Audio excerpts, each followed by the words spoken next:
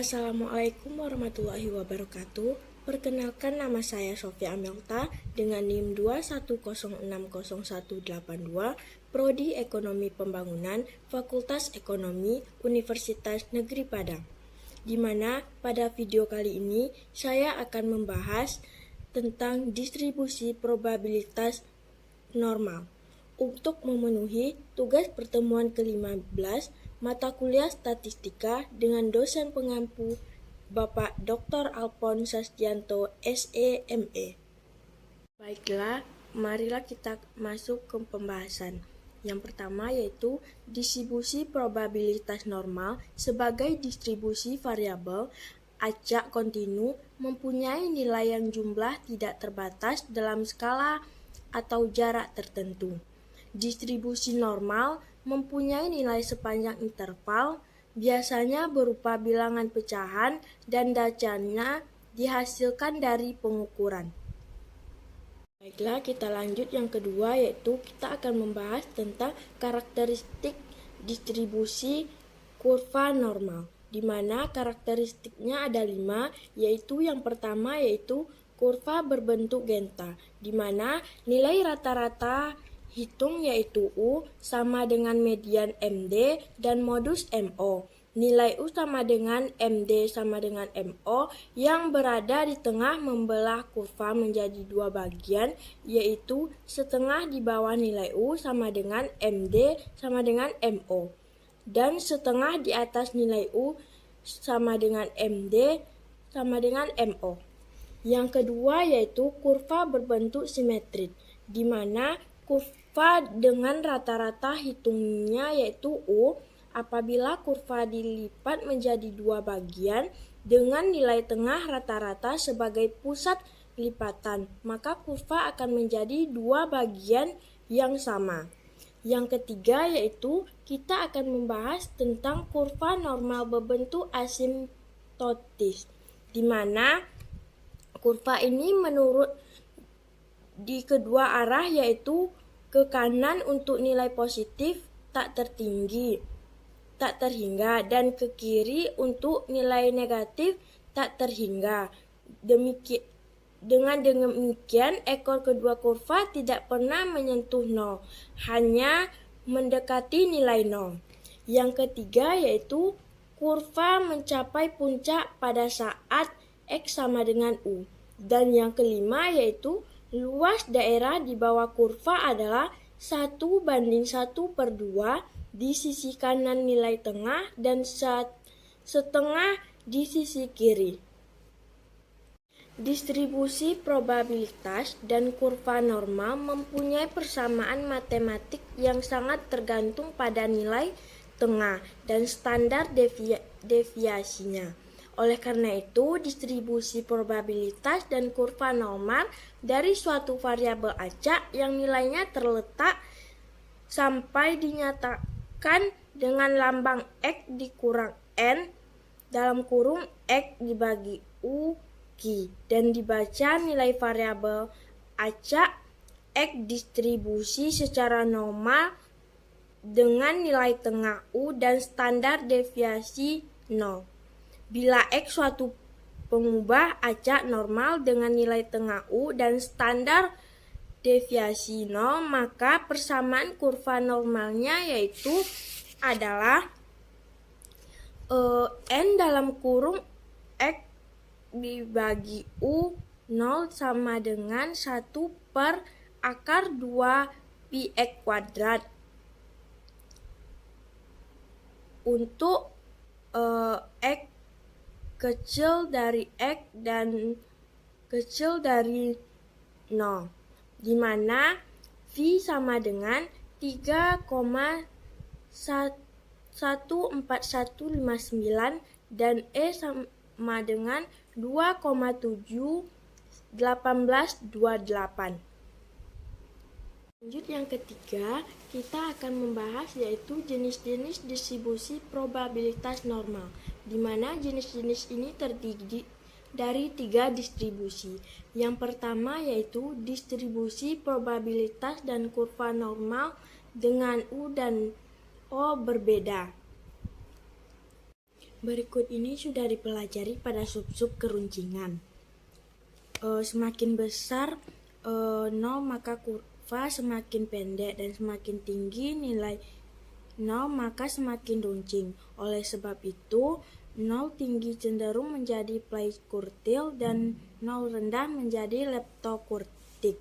Nilai 0 yang tertinggi menunjukkan bahwa nilai data semakin menyebar dari nilai tengah.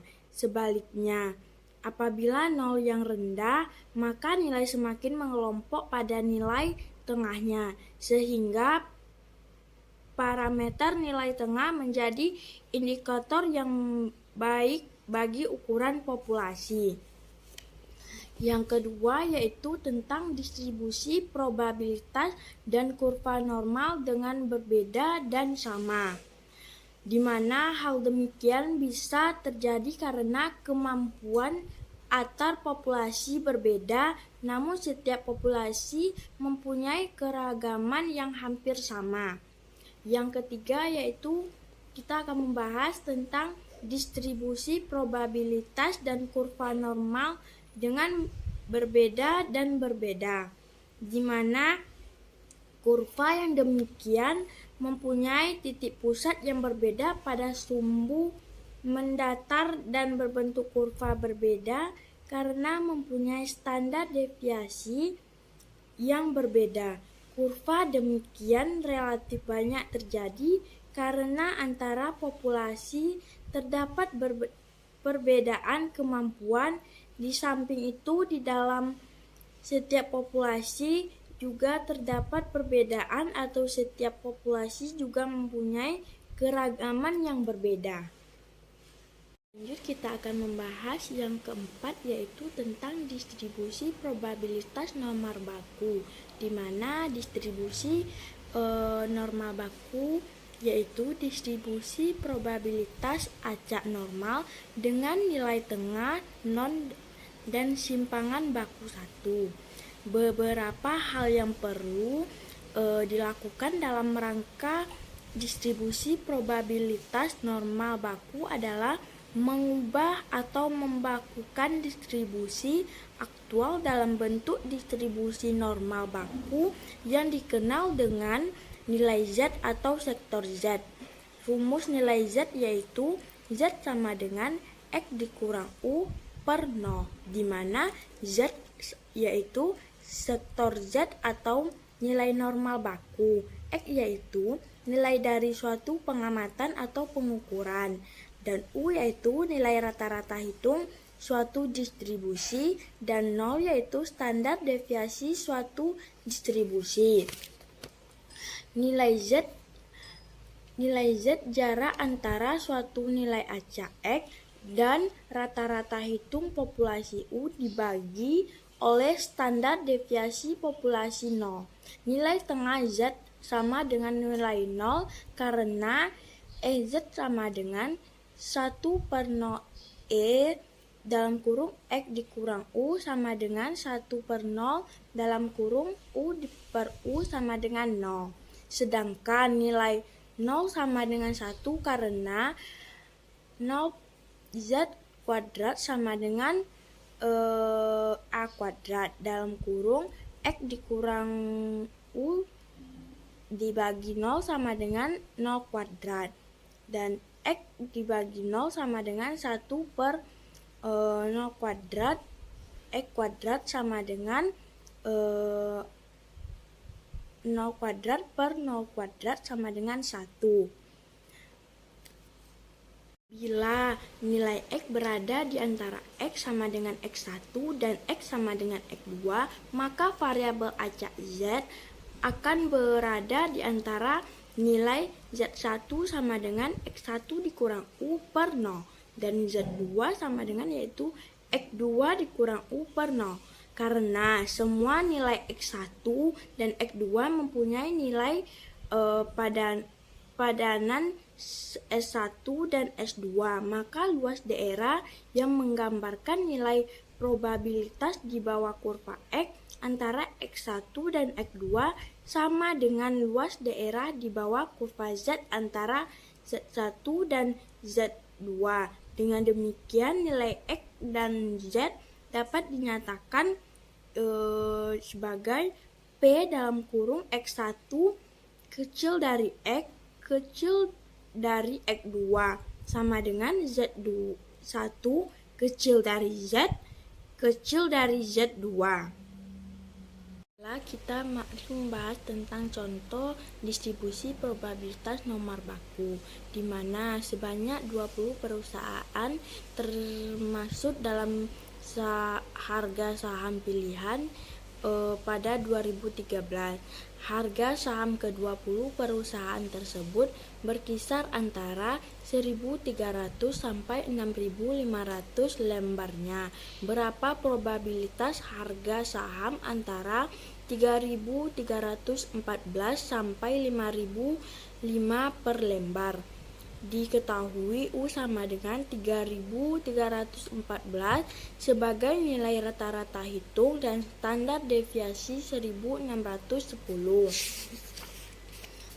Penyelesaiannya yaitu Z sama dengan X dikurang U per 0. Z1 sama dengan 3.314 dikurang 3.314 dibagi 1.610. Z1 sama dengan 0 per 1.610 sama dengan 0. Z2 sama dengan 5.005 dikurang 3.314 dibagi 1.610 dengan totalnya Z2 yaitu 1,05. Luas di bawah kurva normal P sama dalam kurung Z1 kecil dari Z kecil dari Z2. P Z sama dengan 0 kecil dari Z kecil dari Z sama dengan 1,05 atau sama dengan 0,35314. Kita membahas yang kelima yaitu tentang luas di bawah kurva normal. Kurva normal juga mengikuti hukum empiris untuk distribusi simetris dengan distribusi frekuensi berbentuk lonceng seperti kurva normal diperkirakan 68,26% data berada di dalam rata-rata hitung ditambah 1 kali standar deviasi. Data akan berada pada kisaran rata-rata hitung ditambah 2 kali standar deviasi dan semua data atau 99,74% akan berada pada kisaran rata-rata hitung ditambah 3 kali standar deviasi. Pada sub-sub juga dibahas tentang transformasi dari nilai X ke Z. Perubahan konversi dari X ke Z menunjukkan bahwa nilai X ditambah 10 setara dengan Z sama dengan 1, sedangkan X ditambah 2 sama dengan Z sama dengan T ditambah 2 dan X ditambah 3 sama dengan Z sama dengan ditambah 3. Hal ini didasarkan pada nilai pada distribusi normal baku sama dengan 1.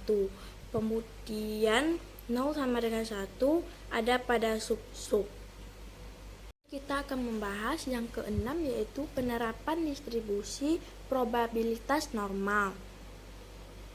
Contoh soal yaitu PT Gunung Sari mengklaim bahwa rata-rata berat buah mangga mutu B adalah 350 gram dengan standar deviasi 50 gram.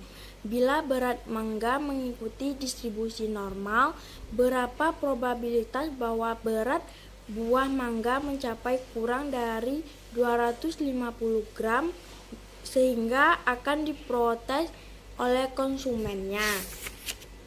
Dengan penyelesaian yaitu P dalam kurung X kecil dari 250.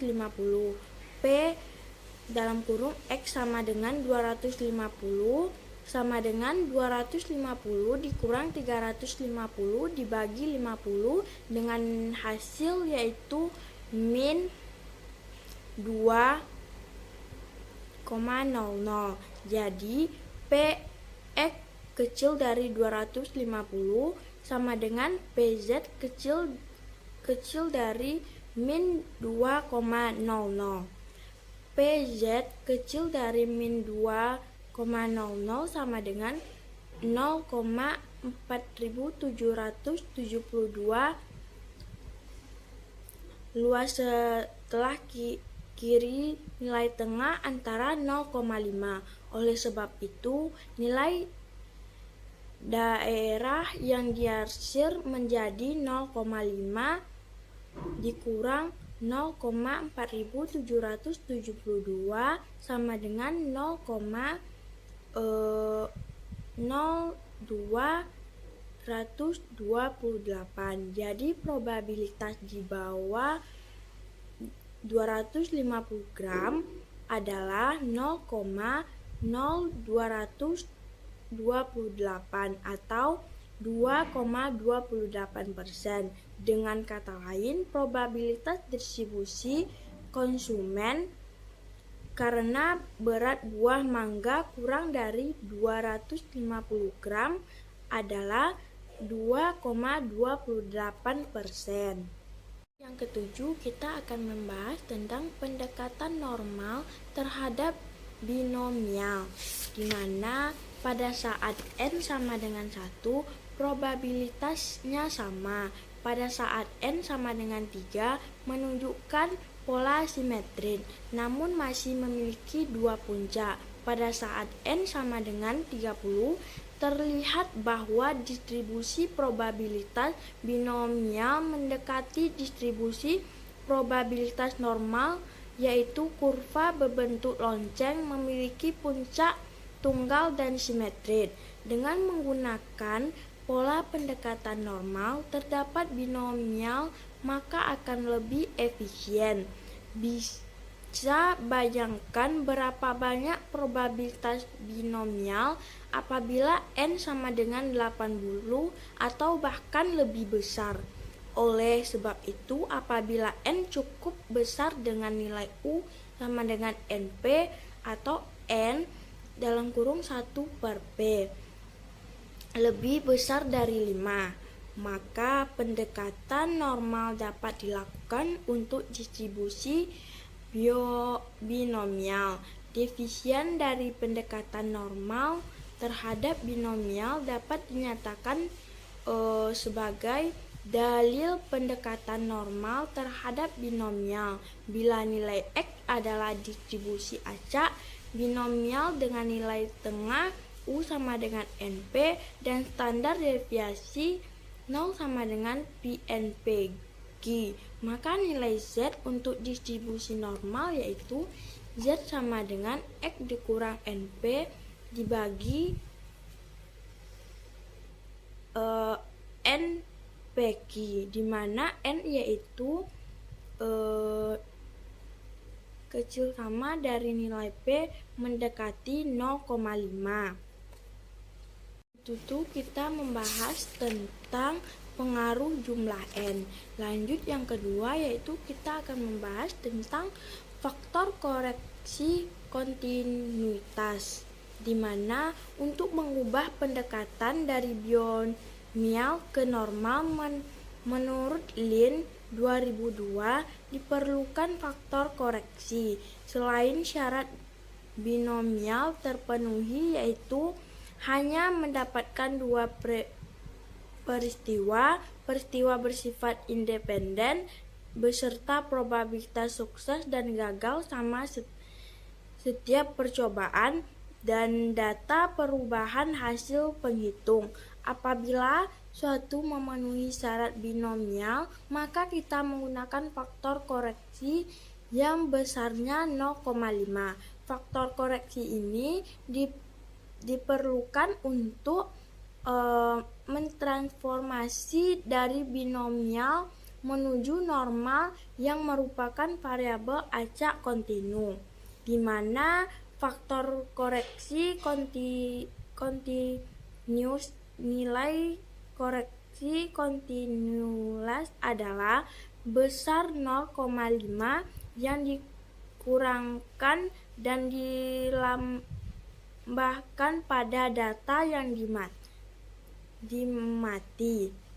Dan contoh yaitu Haji Ibrahim bin Abdul Wahab merupakan pedagang buah di Tangerang.